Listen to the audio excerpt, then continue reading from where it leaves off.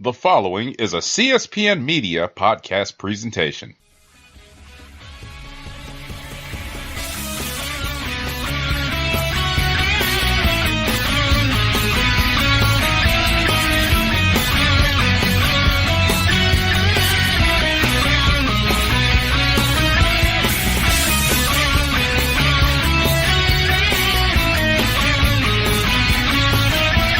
Hello, and welcome to Cast of Strong Style.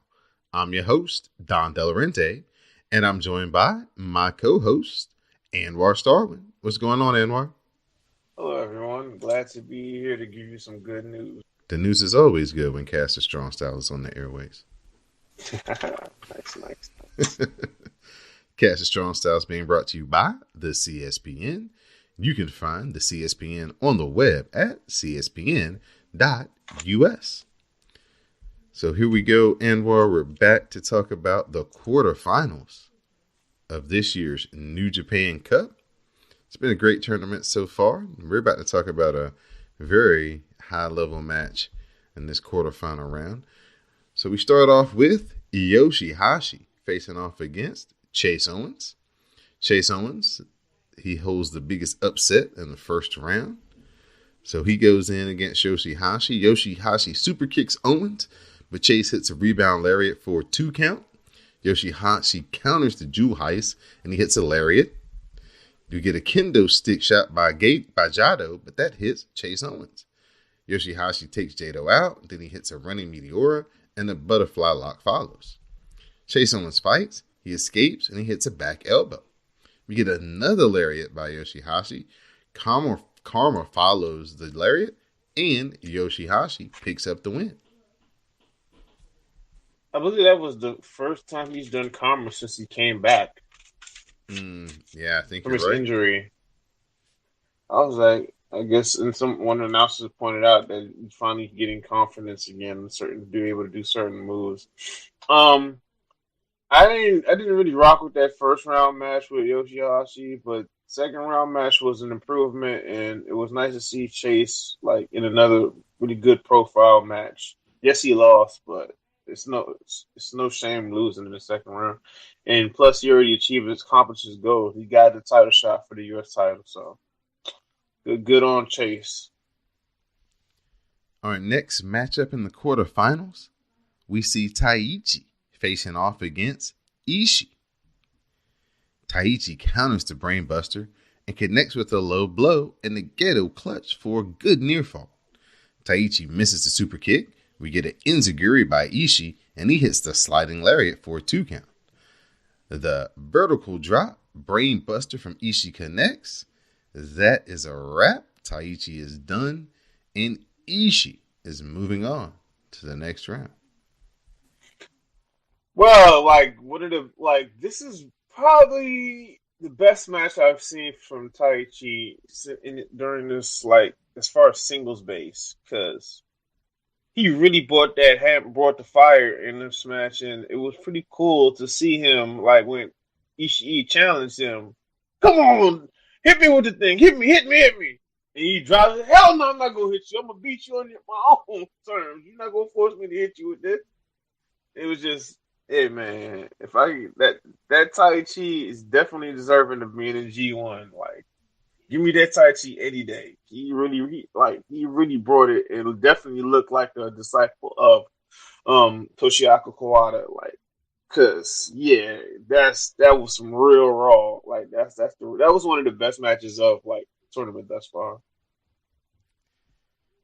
Just can he do that on a consistent basis? Him and Sanada, they have the same issue. They kind of rise and fall to the level of their competition or where they are on the card that night. And that's something they've got to break. You're right also, but some people could be like, those guys are smart because not all matches are equal and not all opponents are deserving of that level of effort. So you got to go into business for yourself, I guess, if you really think about it, because your body only has so many bumps, and especially when you're working that particular style, you kind of got to be smart. But as a person who wants to see people bring their best all the time, it's like it's frustrating with them too. I think the thing that Taichi has over Sonata is he has more charisma that you see on a consistent basis. So I mean, but Sonata has that technical aspect, a part of him, and athleticism. You just would like to see him put it all together more. I don't know. They're gonna have to want to be better on a consistent basis. Nobody else can want it for them. But when they're gone and when they're really game, I'm always here to watch their matches. Next matchup, Lance Archer faces off against Will Ospreay. Lance Archer looks for the blackout. It's countered, and the Robinson special lands for Ospreay. Ospreay cradles up Lance Archer for a 2 count. We get the Oz cutter by Ospreay, but that only gets 2 count. Ospreay is shocked. He hits the hook kick, and he looks for the Stormbreaker, but Lance Archer fights it off. Will Ospreay lays in some kicks, but Lance Archer finally catches him with the blackout, and that gets an awesome near fall. Lance Archer follows up with chops, and he sets Will Ospreay up on the top turnbuckle and follows him upstairs. Ospreay fights off Lance Archer, and the cheeky Nando's kick connects, and then the Stormbreaker follows, and Will Ospreay gets the win. I really like how he set up for him. So how he set up Archer to get the Stormbreaker. You went exactly where I was about to go. It's very creative. I was like, I didn't expect it. And in 2019, I was not expecting that type of effort out of no Lance Archer. But KES been put on ice for the most part. But those dudes can wrestle. They got charisma and the ability to go in ring. They just need more opportunities. And I would not be mad someday if it's Ospreay versus Archer in a never championship defense. Because I mean, this match shocked me because I was not expecting this quality of match from them. I was just expecting, okay, Will's gonna barely survive and win, but it's an awesome match, man. They just take pride, and they had one of the better matches in the company thus far. Oh yeah, man, it was awesome. It was awesome. So Mikey Nichols, he gets a chance to go up against Okada. Both men working to counters, followed by the $1 million drop kick from Okada. The Rainmaker is countered into a spine buster, and the sliding lariat gets a 2 count. Mikey Nichols, he heads up top, and he does a moonsault for a 2 count of his own. Okada fights back, and he hits his head scissors, and then he hits the spinning Rainmaker. The Rainmaker proper connects, finishing off Mikey Nichols, and Okada is moving on to the next round. It felt like the crowd was trying to get a feel for Mikey during the match, and it took them maybe late to mid to late in the match to like somewhat have a respect for him. To you just can't have anybody off the street just coming in there and just go toe for toe with like Okada and expect the crowd to be like, oh, this is realistic. But Mikey did a hell of a job, and I think even some of the crowd started to buy into him at the end of the match. But yes, he doesn't have like a developed character and motivation yet. But as far as just in the ring, he held his own, man. So I liked that match. I know other people didn't, but hey, man, I respect your reasons for not liking him. But I did. I digged it. Yeah, it was a good match. You know, it started a little slow, like you said. You know, they had to kind of work and feel into each other in the crowd as well. They had to get an established look at Mikey Nichols going up against Okada. It's not easy to get cheers versus Okada, you know, or get people into you when you're wrestling Okada as an unknown to start out with. So I thought they did pretty well by the end of the match. And by the end of the match, Mikey Nichols definitely had better following when it came to the Japanese audience. And, you know, they'll have a lot more respect and be into his next set of matches, I think. Yep.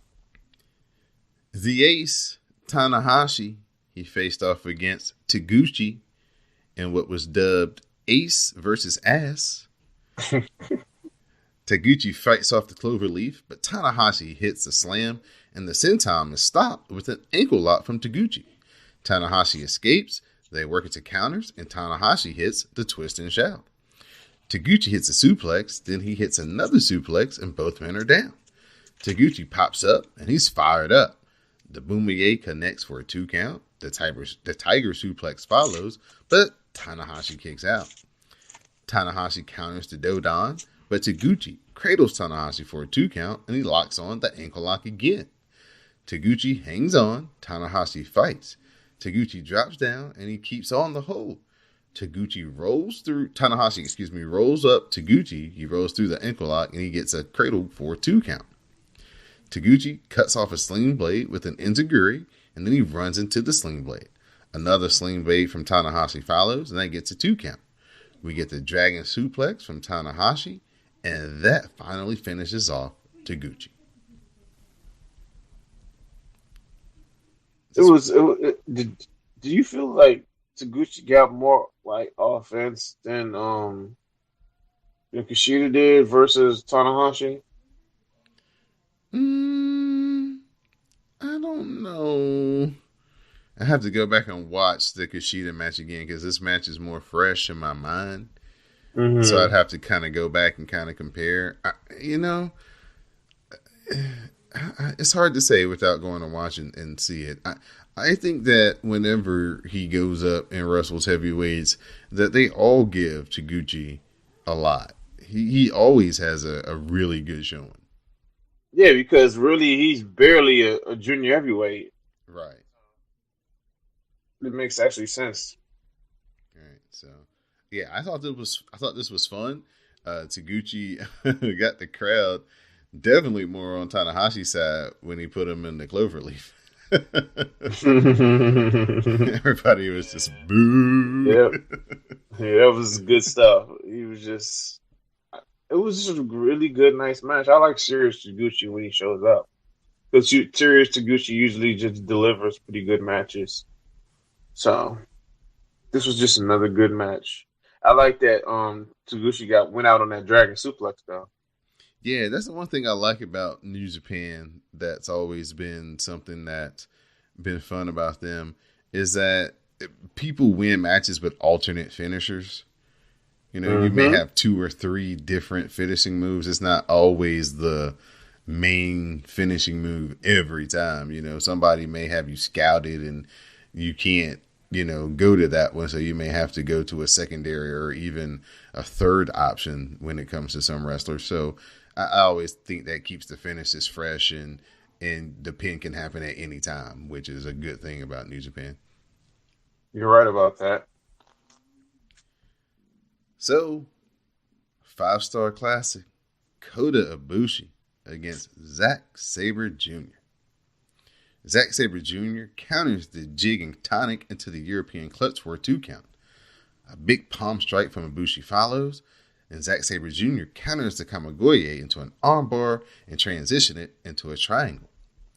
Ibushi powers up, and he hits the sit-out powerbomb for a 2 count. Zack Sabre Jr. counters the Kamigoye again, but Ibushi hits the straightjacket German suplex for a 2 count. Zack Sabre Jr. counters Kamigoye for a 3rd time, and he gets a leg lock and transitions into orienting with napalm death. Ibushi fights for the ropes. He can't make it, and Kota Ibushi taps out. Zack Sabre Jr. is your winner. This match ruined a lot of people's brackets for the tournament because we all like, oh, Ibushi's finally signed. They're going to go fully with him, and it's like, no, we're not doing. We're not doing that. We're not going to give away another. We're not going to give Ibushi versus Tanahashi in like the early rounds of New Japan Cup when that's the type of match we can make a lot of money off of main eventing shows. No, we're not doing that. We're saving that match. And no, we're not going to lead to Okada versus Ibushi after we've been saving that match for almost 5 years. About 5 years. If you don't count the Tiger Mask W match, and the Tiger Mask W match was about 2 years. So it's still a fresher match right now. So New Japan don't burn away big time matches. So anytime when people are looking at these type of tournaments, always kind of keep that in the back of your mind. That's why if you haven't seen Naito versus Jay White, that's another match they're saving. Those two don't even get in each other's paths. They don't even comment on each other. They're doing that for a reason.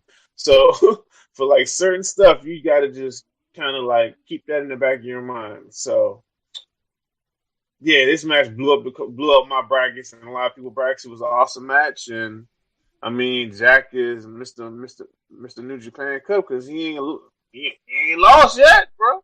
And he's like what 6-0? He has not lost one match during his tenure in New Japan Cup. And the way I'm looking at it right now, I don't see them have him losing to the next opponent, which is Tanahashi. I don't really see that. What I see is him beating Tanahashi. Well, hold on. Save it for the review. We got something. We got a segment for that. All right. Go ahead. But yeah, this match was awesome. Yeah, I love this match. I am a huge Zack Sabre Jr. fan because, like I was trying to explain to Dee Dee when she was kind of trying to figure out why she likes Matt Riddle but doesn't like Ronda and Shayna Baszler. And I was trying to kind of explain to her that kind of Zack Sabre Jr. style and like guys like Kyle O'Reilly, it's kind of what wrestling kind of should have transitioned into. But instead it went the other way with the cruiserweights and the high flying and that caught everybody's attention. And it went away from the continuing evolution of the mat wrestling. And, Zack Sabre Jr. is just that. He's that bridge, I think, that link between where wrestling was that I grew up with to a hybrid of wrestling, MMA, and martial arts kind of all in one thing together. So. Yeah, that's true to a degree, but Dean Malenko, Chris Jericho, Eddie Guerrero, even though they could fly and do all that crazy stuff, they're some of the greatest technical, like, in-ring people in the history of wrestling. So, right. But I'm saying as far as like how Zack Sabre Jr. is like a submission wrestler, which is more in line with an MMA match. Like, how, you see Zack Sabre Jr. wrestle and you're kind of like, oh, I kind of see that in MMA. I see more MMA in his wrestling than actual wrestling. Sometimes. I think that his style is more reminiscent of World of Sport in Europe and how they did it back in the day before we either of us existed. Like, this is stuff that William Regal talks about and kind of like schools people on to a degree. It's like, the people that learned, who searched out the World of Sport type of style, that submission based, technical, strong. Yeah, is like American Dragon, Bryan Danielson, Cole Cabana. Yes, Cole does comedy, but Cole can go technically if he needs to. I think Nigel McGuinness used to have some that. I mean, he had the brawling, but he also had technical stuff.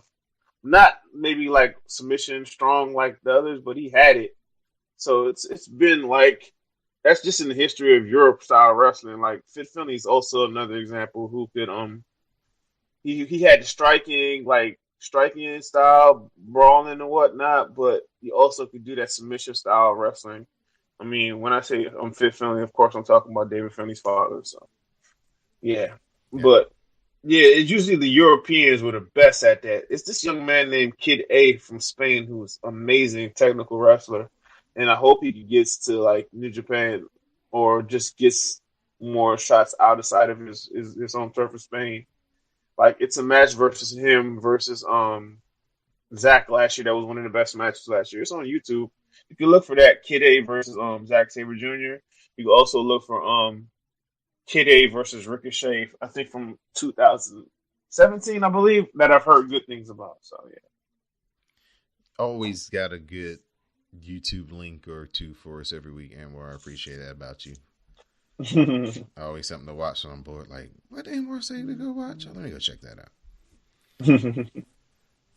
So, speaking of Colt Cabana, he gets to face off against Yano. Colt Cabana and the ref find Yano is hiding rolls of tape. Colt Cabana hits a head scissors and he sends Yano to the floor for some brawling. Yano finds more tape, but Cabana steals it. Back in the ring, Yano undoes a buckle pad, but Colt Cabana has it, and then Yano has to go get another one. So they toss the turnbuckle pad back and forth, and Yano gets the cradle for a 2 count. Colt Cabana blocks the low blow, then Cabana counters into the Superman pin, and Colt Cabana picks up the win. Man, what in no world did anybody see Colt getting all this far in the tournament? This is pretty freaking crazy, man. But I'm happy for him because like I never expected Colt to ever get to New Japan, and the fact that he got there and is doing well because he's like kind of a known dude in Japan because he's done a bunch of tours in other companies. It's just he's never gotten to New Japan, and it's just I'm happy for him to have this opportunity because Colt's a good dude. A lot of people who's eating off this podcast game, it wouldn't be no podcast game if it wasn't for Colt because he was one of the first people doing this shit. Real talk. I was listening to Art of Wrestling way back in the day. Then everybody got a podcast, but don't ever sleep. Colt was the first originator in this stuff. Yeah, for sure. Gotta pay much respect to the Art of Wrestling, which was I definitely listened to a lot of my first wrestling podcast for listening to the Art of Wrestling, Colt Cabana, interviewing my favorites that he got to meet in his independent travels. So definitely big up to Colt. This was a comedy match supreme, man. This was good stuff. If, little levity, right before the main event and the final quarterfinal match that we saw. So I liked it. And like you said, good for Colt. I'm glad that he's, getting the love in New Japan. This is definitely a dream that he's had, and he's in the big time. Before we move on to the main event, I would definitely ask people to go back and watch Ospreay, Goto, and Ishii versus Okada, Taguchi, and Yoshihashi. Cause man, that was some type of match. It's just it was leading you to what potential like Yoshihashi because he showed a lot of fire in this 6-man and he was not bowing down to Ishii. So and it just shows like Ishii bringing out the best out of people and it's just like and they also like took good care of Goto in the end of the match too. So it's a lot of cool things in that match. So I would advise people to check that out, man. Don't skip that match. Final quarterfinal match. The King, Minoru Suzuki, faces off against Sanada. They trade strikes. Sanada hits the Saito suplex, and that gets a 2 count. Sanada hits the backbreaker. He heads up top, but Suzuki cuts him off. Sanada then moonsaults into the skull end. He drops down, and he wraps his leg around Suzuki. Suzuki rolls through and attacks Sanada's knee. Sanada reapplies the skull end, but Suzuki again goes back to the leg until Sanada applies the skull end again. Suzuki counters out again, only to find himself back in the skull end. Sanada now heads up top, the moonsault connects, and Sanada gets the pin over Minoru Suzuki. Yeah, man, that was that brought that Uptown Funk. It was a good. It was much better than their previous match at earlier in the year, which was a good prelude to their tag match, which was pretty good. So this was a good match, man. I mean, even Sonata had his little promo at the end before he ghosted out. That was funny too. It's a good match, man. Good match. I was very interested to hear what your thoughts would be on this match. If you thought Sanada brought it, if you felt good with his effort. He did a good job. He did a good job. I'm not saying it was the greatest thing ever, but he did a good job. I'm not going to take that away from him. Okay. Yeah. I really enjoyed this match. Minoru Suzuki is one of my favorites. Always. Too bad for the young boy that caught that. Oh man, he tore them up. I felt bad for them. God damn, that was terrible. Yeah, it's always a rough situation when that was this the match where he was staring at the cameraman and it felt like he was staring at you at home? Mm-hmm. Yeah. Oh man, that was creepy, man. That's the man. Ichiban number 1. So this is the WrestleCast. We're being brought to you this week by Amazon.com. Go over to CSPN.us. Help keep the podcast free by clicking on the Keep Our Podcast Free tab at the top of the page. Click on the Amazon link. Do some shopping. Mother's Day, Father's Day, birthday, springtime. There's a whole bunch of reasons to do shopping. So help keep the podcast free by shopping through CSPN.us and Amazon.com. So our semifinal matchups we're going to have, well, not our semifinal matchups, our next round matchups. We're going to have Yoshihashi versus Ishii, Will Ospreay versus Okada, Tanahashi versus Zack Sabre Jr., and Colt Cabana versus Sonata. So we'll start with Colt Cabana and Sonata. Colt Cabana, if this was March Madness, is definitely the Cinderella story. Does his story come to an end against Sonata in this round? Yeah, this is where your dreams get punished and crushed. This is it. No more Colt. Cinderella, done. It's over for you. Bye. Yoshihashi, the guy who's been so close but could never get over the hump. He's going over to take on Ishii. Is this the year that Yoshihashi makes it into the deeper rounds of the New Japan Cup? I watched this match this morning, so I'm not going to tell you how that turned out. But you have inside information. But that match was awesome. I'm not. Yeah, that match was awesome. That's what I'm going to say on that one. All right, now the two matches that are going to get the highest profile. Will Ospreay, you probably watched this match too. So Will Ospreay faces off against Okada. Is this the first time they wrestle each other?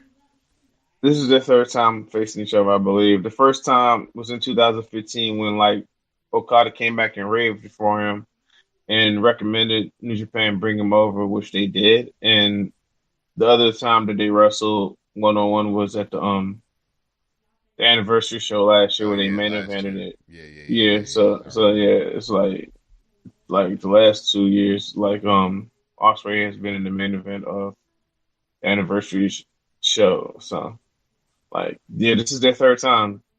I'm gonna have to rewatch this match, but I enjoyed it. And the overarching story of the match, it has valid for now in the future. The way the story was told, and it was a lot of cool stuff in the match. I'm gonna tell you for a fact that ROH really did a disservice by running their mouth, and that's probably one of the reasons it kind of took away from the match, because I kind of had even before the match, even before the news that they did drop, I kind of I already had in my bracket where things may go, but when things interfere with your viewing watching, and it kind of messes things up, this tournament, but Kenny going on Wrestling Observer and just kind of basically giving away the booking plans. That kind of it was kind of how I felt with this match, somewhat. But this match is pretty cool. I think I need to watch it again, and I'll probably like it even more. But it was really good. I mean, it wasn't probably what I expected it to be. I don't know. Sometimes you watch things not at the right time, so it might just be that for me. Our final matchup, the Ace goes up against Mr. New Japan Cup as Tanahashi goes up against Zack Sabre Jr. So what do you see in your crystal ball for this match, and who's going to win? Uncle Dave made a point, and I can't really knock it, but I'm not going with Uncle Dave on this. I think Zack Sabre Jr. continues on, and eventually, either he is either him or Sonata going forward, and I kind of see Zack taking out Sonata again, and then it's him. And then it's versus Okada versus him, maybe Okada versus him late. So that story that they're telling, that as great as you are, Zack Sabre Jr., you may be Mr. March. You can beat all of the big four, but me, but you still can't beat me. And I'm that one person that you have to overcome. So I kind of see that story, but I kind of do. I wouldn't be mad at what Uncle Dave said. Like basically, Sonata versus Tanahashi is a bigger, more important match because of their shared lineage, being trained by Muda and whatnot, and like Tanahashi's standard level as one of the greatest wrestlers ever and one of the like aces of the company. So it would mean more for like Sonata to beat Tanahashi in that situation and go forward. But hey man, anybody who wins this match, we're going to get a pretty good match the next match. So that's all that matters to me. But I kind of want to see Zach keep winning now. Yeah, I'm looking forward to this match big time because, like I said, Zack Sabre Jr., I'm a huge fan. And then, Tanahashi, man, every time you get the chance to see him wrestle, just take it in for what it is because, maybe 2 or 3 more years max and you're not going to be able to see it anymore. So, and he's still putting on great matches. He's not at the level he was 4 years ago when I first saw him, but, I didn't get this chance to see him in 2008 either. So, my frame of reference is pretty limited in itself, but I'm looking forward to these matchups. These 4 matches are definitely going to be fun. They're all going to be different, and that's what I like about New Japan. They all have a different flavor, a different feel, and the variety definitely keeps me coming back and keeps everything fresh. So, looking forward to it. So, Anwar, if there's anything news-wise or any rants that you'd like to express, I'm just gonna give recommendation. Even though we're doing this New Japan like stuff and giving the spotlight on this podcast, do yourself a favor and go to YouTube and like find No Pro Wrestling Noah's like first like free stream. They broke the matches up. It's on their YouTube channel. Just like watch the matches, and I'm pretty sure you're going to enjoy most of them. I would recommend the most out of those matches from that like last Sunday to watch is Go Shiozaki versus who was it? It was Go versus Sugiura. So like go watch that match. That was one of the better matches I've seen this year. Search out the main event tag team with the like I think it's Katamiya and Keno. Keno is one of the best young wrestlers in the world. So if you have time, look up matches with Keno because that guy is awesome and he's one of the better dudes. So it's those two versus 50 Funky Powers. You will know it's them because it'll be an awesome dude in the match with an afro, and his name is Mohamed Yahoun. And his afro is ridiculous. He's awesome. Also look for Murafuji's match versus I think it was I forgot his last name, but he was a former ace of junior division in Noah like early on, and is a current tag team champion, I believe. And was really strong in All Japan back in the day. He came in with like some of the initial people that left All Japan to form Noah. So look for that. Those 3 matches. Expand your horizons wrestling because there's a lot of awesome stuff out there. You just got to go out there.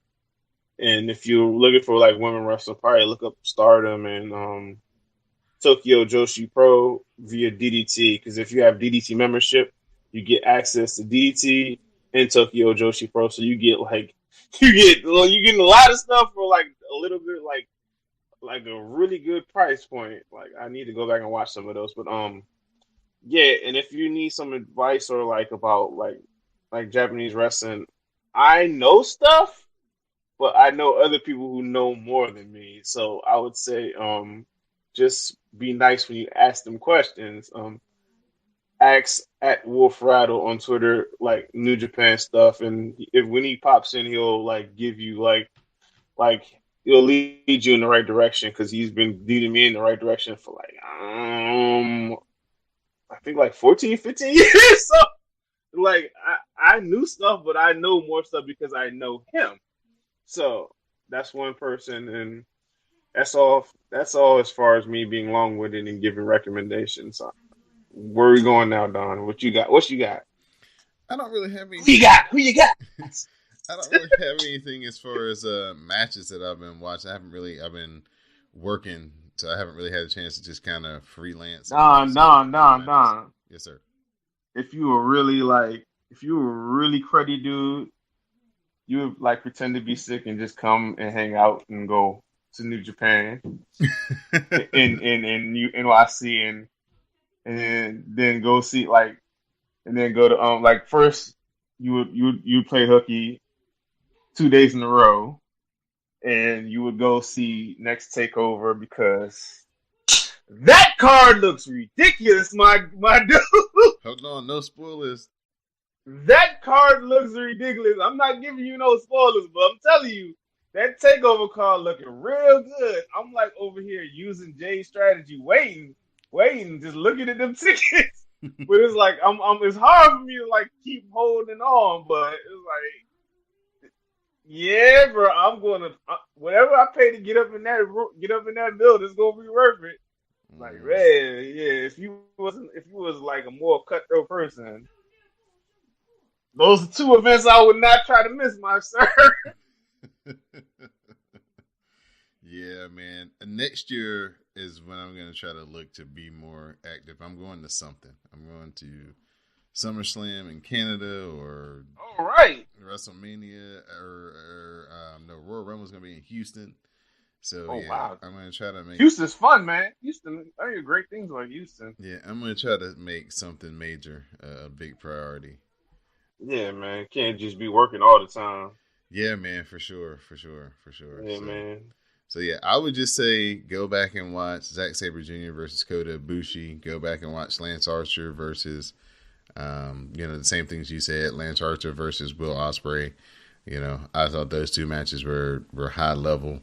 Will Ospreay is becoming more of a complete wrestler, not relying so much on the high flying. It's still in there, but he's showing you some variety and not solely being just a flippy floppy guy. So I'm digging it, man.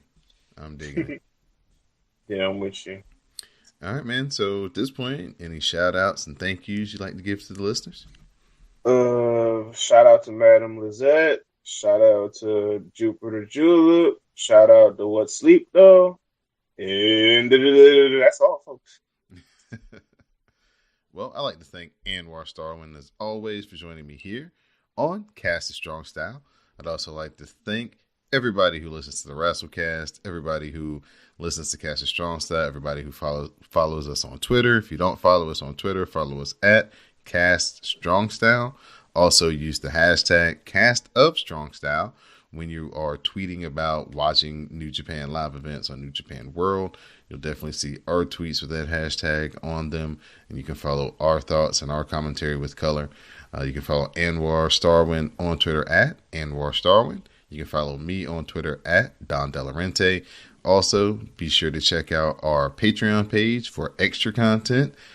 Become a CSPN Backstage Pass holder, $3 a month.